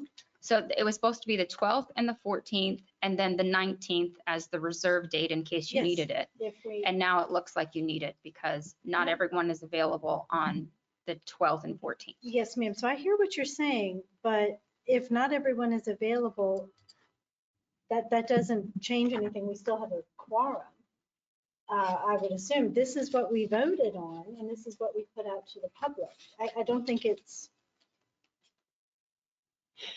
I don't think that that's right. I made myself available the 12th and the 14th. The 19th, I was never available. But there we have it. And this is what was on for weeks. So it looks like I'm just pulling up from the minutes from the last meeting, and you approved the 12th and the 14th, and then meetings that have already been held. Right, the 12th and the 14th have been approved, and the public knows about those dates. I think that we need to stick with those dates. This is for the deliberations. Yeah, it's for deliberations. Yeah, and it sounds like the only date everybody for sure can be here is the 14th. So I think to be accommodating for all commissioners, we do the 14th. Is there a time on the third week that, okay, you said you can't be here, the commissioners can't be here the 19th. I'm going to throw out the date 20, 21st, or 22nd. Is there any possibilities there? And this is, not only do we need a second date, but we need the community forum. And that is usually an evening meeting. If we have a quorum on the 12th, then why do we have to cancel the 12th? So these are two separate issues. One, the community forum, we can't hold on the 12th because that's just as you begin your deliberations. Once you've finalized your deliberations, we need to put that into a document that then we can present to the public. So we need the last I date. think she's asking, why can't we proceed with the 12th with Right, deliberations as long as we have. that's what I have scheduled. That's what we. I have a medical obligation on the 12th. Well, I Tasha, respectfully request that we meet on the 14th. well, Commissioner Mashti, I respect that. I appreciate that, but I don't see, if you're not here, that's okay. We still have the four of us. So I'm not sure, and budget is what we do. This is the biggest, job that we have as commissioners. If I weren't going to be here and something came up, I wouldn't expect the entire commission and the entire county to be put on hold because of me. So I'm not. I have a trying to medical be- obligation on the 12th. I respectfully request that we meet on the 14th for deliberation. Well, I appreciate that, but we still have four commissioners here. I think because of the importance of it being a budget, we schedule for the 14th. I think that's the right thing to do. I think the right thing to do is to stick with what we told the public. What's so funny? This is a matter of being transparent and open to the public, not changing everything around. There was one time I was sick, I couldn't be here. I phoned in, I had whatever issues, but I didn't expect the meeting to get moved because I couldn't make it that day.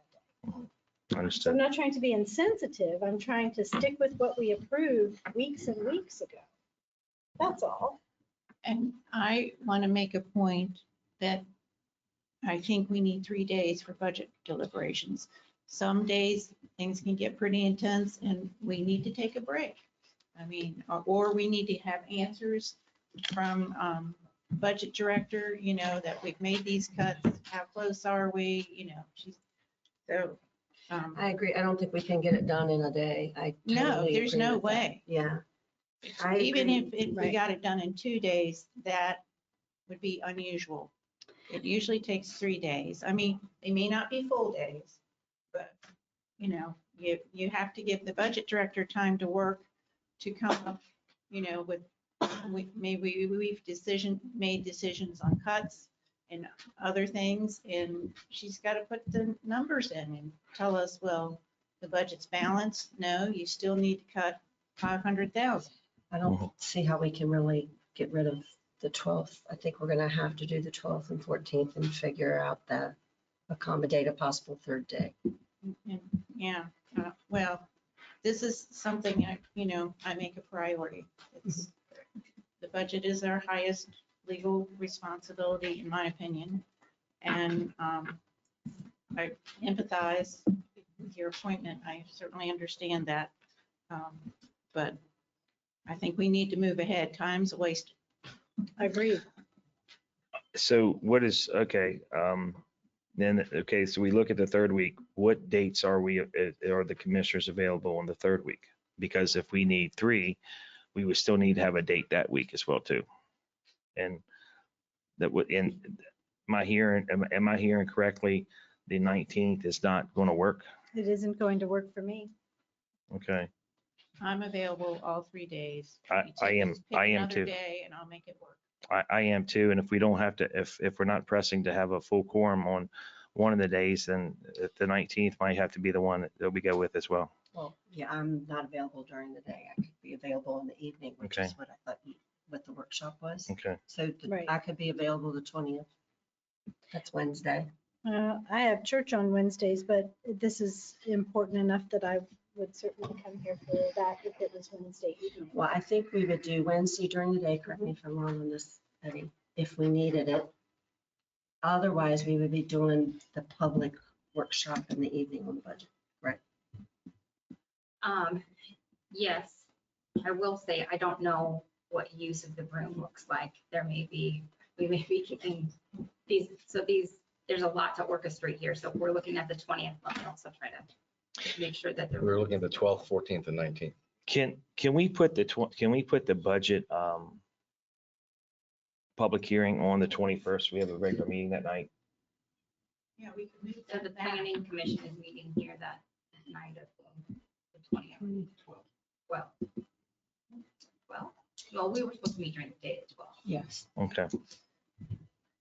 The So 21st, we're supposed to adopt the budget at our regular meeting, because I have to have it to the Spirit of Jefferson so they can publicize it for 2 consecutive weeks. Yes. okay. So I don't know with the public forum, would you have a public forum prior to, I'm assuming you were going to do that prior to adoption. Well, we'll have the public forum at the beginning, public meeting before at the beginning of the Before, meeting, yeah. and then vote on it afterwards. Yeah, so we could do all that on the 21st. So we don't have to pull in another evening. So if the 12th, if we can have a quorum, if that's where we're going to go, if we can have a quorum on the 12th, 14th, 19th, and everybody's okay with having a quorum then on those days, we'll just go with those days, it sounds like. Right, everybody okay with that? So if we're doing the 12th, 14th, 14th, and and 19th at 9:30 a.m. Yes, ma'am. And then the 19th at 6 p.m. No, that's going to be moved to the 21st at a regular county Do we commission. also need to do a public hearing on the budget? It's just a public forum. I thought, it's my understanding, you just present the budget to the public and just take public comment. Right. Yep, And we do that outside of our regular public meeting, correct? it doesn't Doesn't have to? be, no, as long as we notice it. You're right. I think it's usually part of our meeting. Yeah.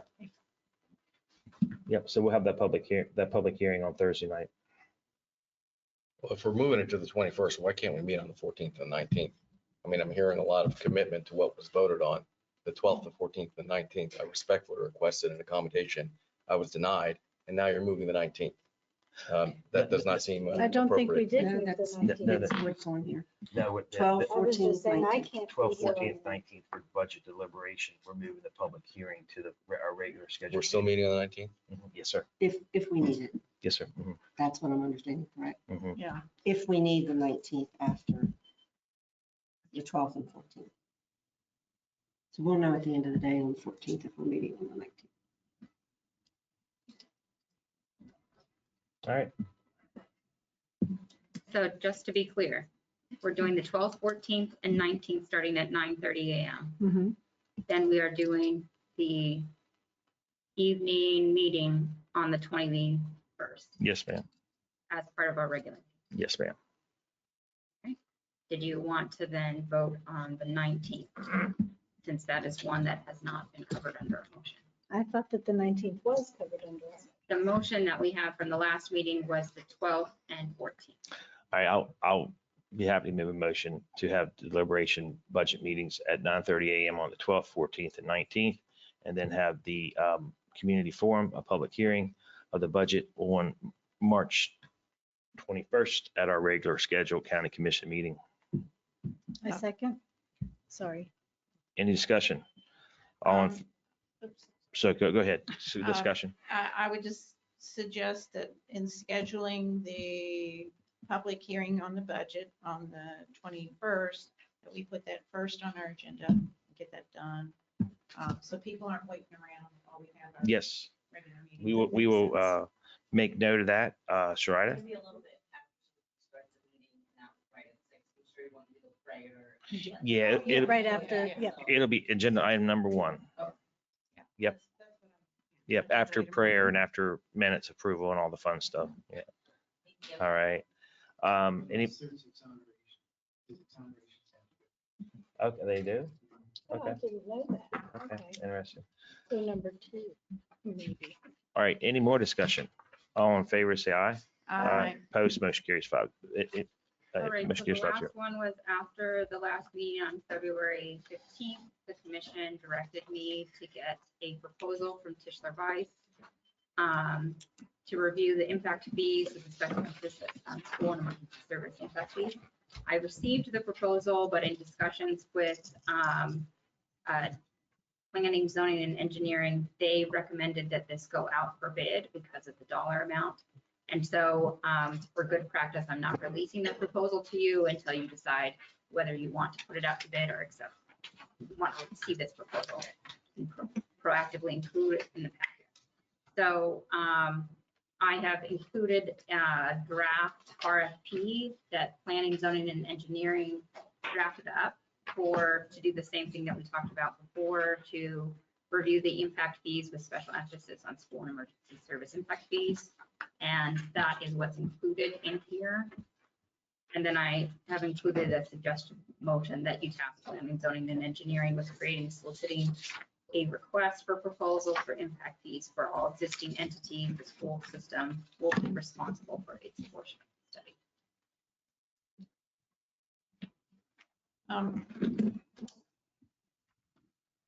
So we're looking at the RFP for the recalculation of impact fees, current fee schedule update. On the contract time, page 12, I'd like to see that shortened because I want to get this done by the end of the year. It says 120 days.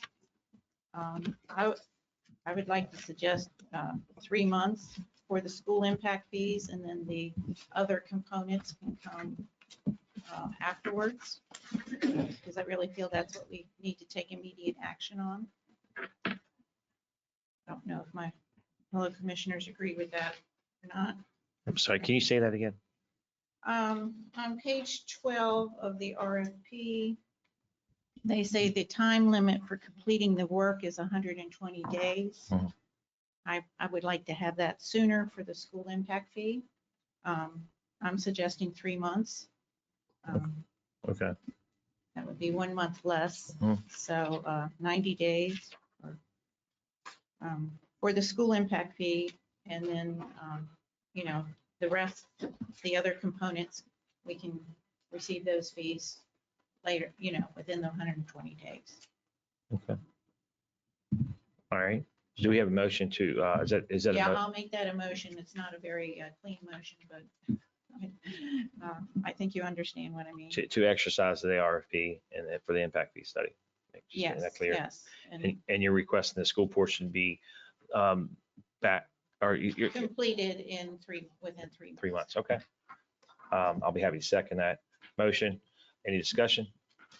All in favor, say aye. Aye. Opposed, motion carries 5-0. All right, that's it. So that was, the motion was to amend it, or is it amend it and accept that we put it out for our? I'm going to restate my motion to amend the request for proposal for the recalculation of impact fees, and to amend it concerning the due date of school impact fees to within 90 days. And then are we also putting out the RFP? Oh, yes, and posting the RFP. I'm sorry. There we go. All right, I'll second that. Well, it was, use that cleaner motion and meant for that amended motion. All in favor, say aye. Again, Aye. Opposed, motion carries 5-0, just so it's clean. All right, if there's no other business to come before us today, we are adjourned. Thank you. Yes.